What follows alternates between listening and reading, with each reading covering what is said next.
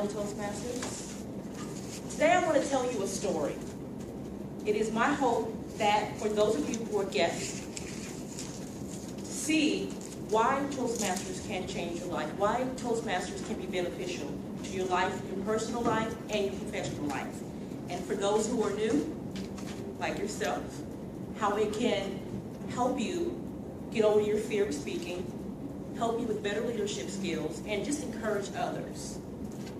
This is my story, and this is based on a true story.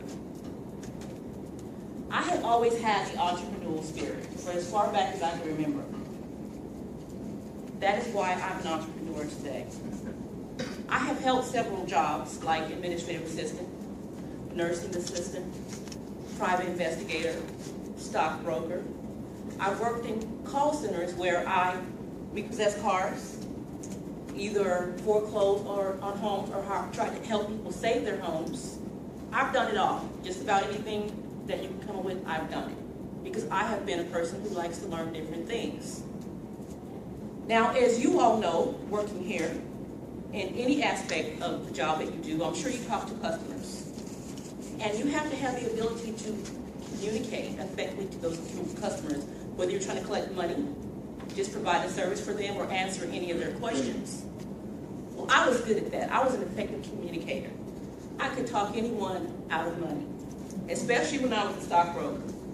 I would wonder why people would give me millions and millions of their dollars to invest. But I was good at it. So I used my mouth as a form of communication to do what I did best. That was until 2000.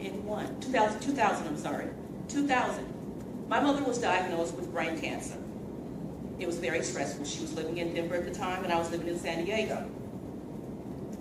The doctors gave my mother 11 months to live. 11 months to the day she died. I had heart attack number 1. When the doctor told me I needed to slow down and find ways to relieve my stress and my anxiety and kind of slow down, I didn't take him seriously. I was 30 years old then. I was 125 pounds, healthy, could outrun anyone. So he didn't know what he was talking about. This happened. It was a freak accident. So I didn't listen to him. I kept going. I moved to San Diego, and I started my own business. Everything was going well. After the heart attack, I couldn't work as much as I wanted to. So that moved me to Dallas, Texas. Got to Dallas, Texas, new surroundings, cost of living is much cheaper. Thought, okay, I'm gonna do very well here. Found a job with then Household Financial, which used to be HSBC, which has kind of gone under, as the collection agent for the repossession department.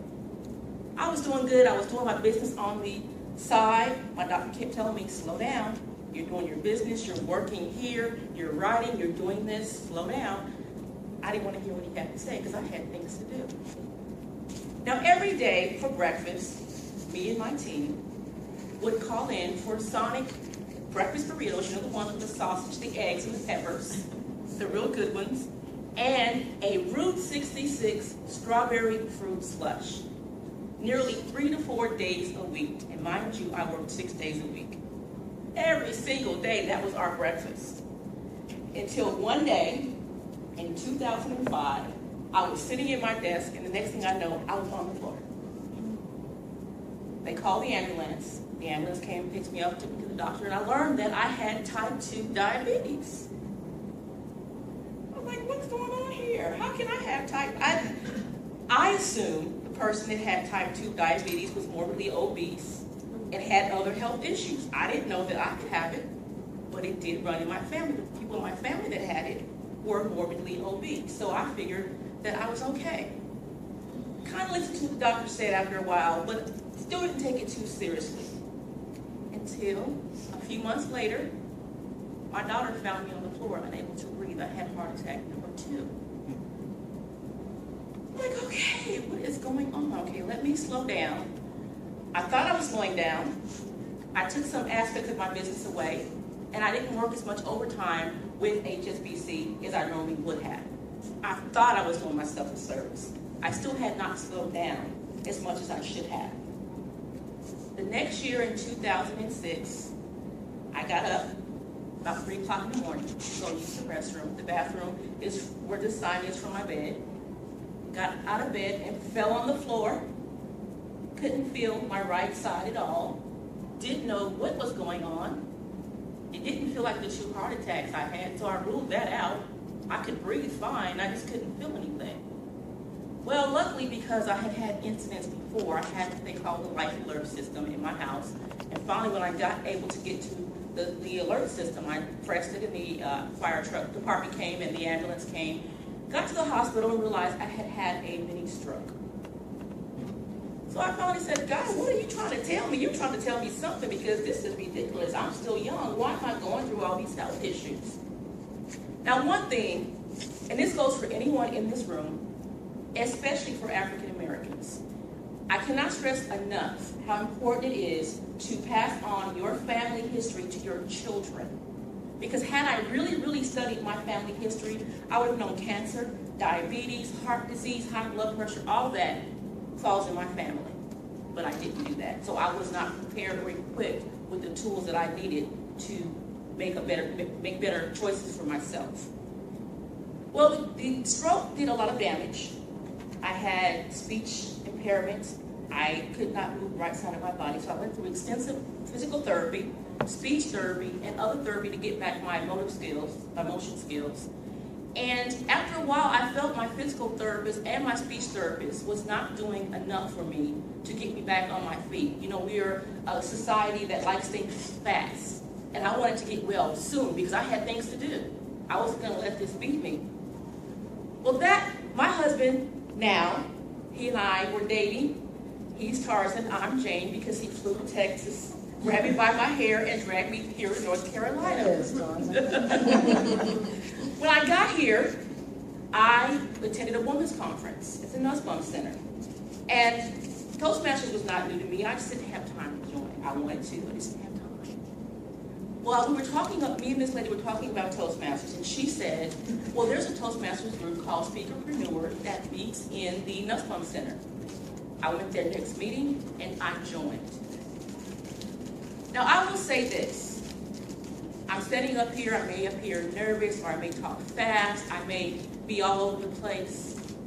But if you had heard me when I gave my first speech, you would be like 100% improvement.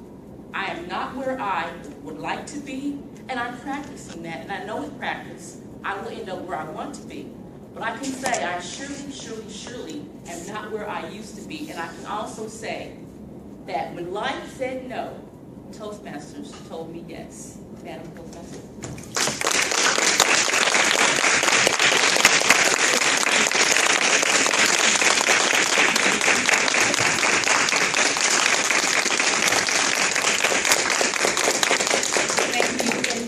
Open up for questions if you have any questions about Toastmasters or anything.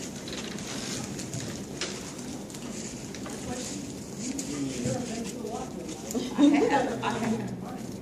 So what does your consultancy firm do? We consult people who want to, for example, if you want to write your own book. There's traditional publishing and there's self-publishing. Traditional publishing is not what it used to be, so I help people who want to self-publish their book, who want to have control of their rights, of all their money, and who want to see their books come to print as soon as possible, instead of waiting for a $1 million deal that may not come. We also consult people in social media and branding services and portions of entrepreneurial services. Since all the obstacles, especially with the speech, how did Toastmasters help you? Well, when I went to the meeting the first day, there were a variation of speakers. There were new speakers, there were advanced speakers. And during that meeting, there were a mixture of speakers that got up. Now, the first person that got up was an advanced speaker. And I have to admit that I originally wanted to get up and walk out. I'm like, oh, wait, you know, I can't do that, you know. I can't compare to that. But then later on, another person who was in their CC, they were actually on their third speak, started to speak.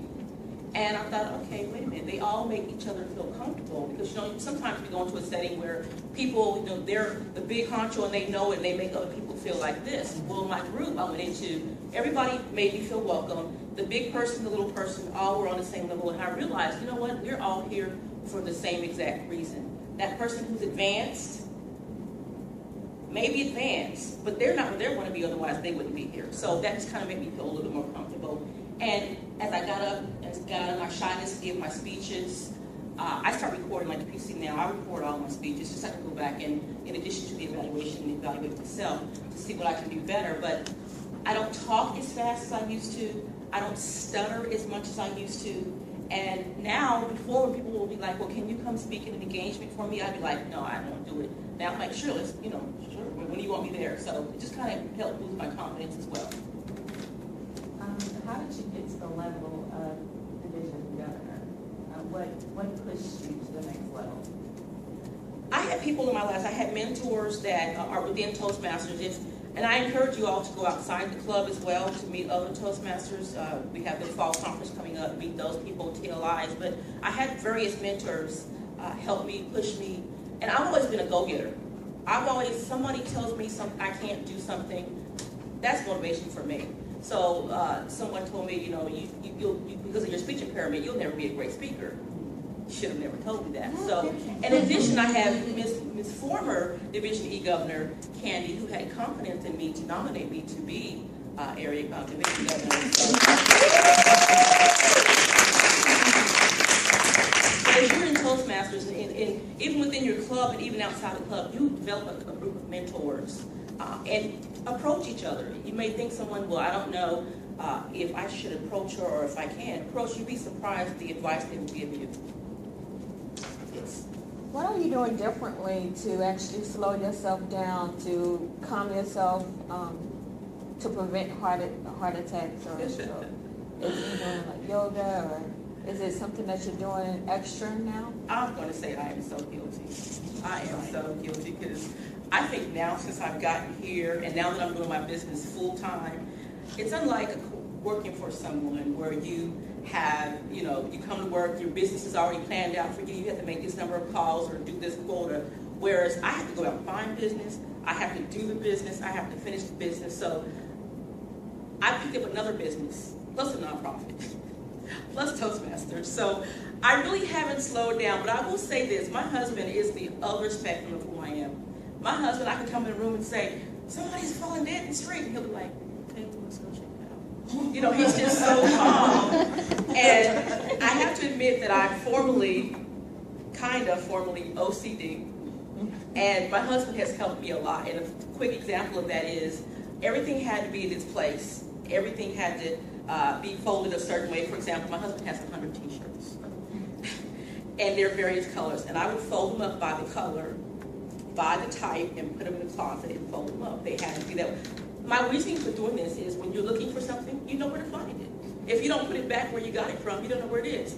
He would go in there every day and pull a t-shirt, not from the top, but from the bottom or the middle, and they would just fall forward. He would sleep there. And after a while, I got sick of doing that, so I kind of learned to lay back a little bit. So, thank you. Thank you.